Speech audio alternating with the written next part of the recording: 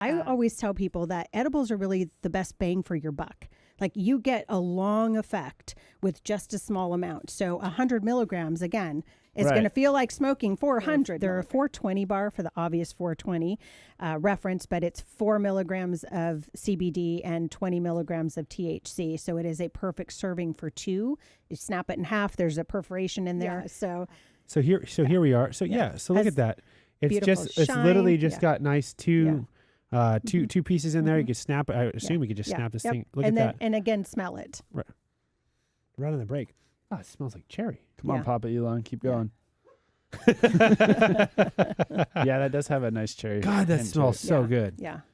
Put that back. So thank you. That's wild because all the stuff I've ever been around has reeked. Yeah, you've just been getting the wrong stuff. And the 500 plus retailers we work with are across the state.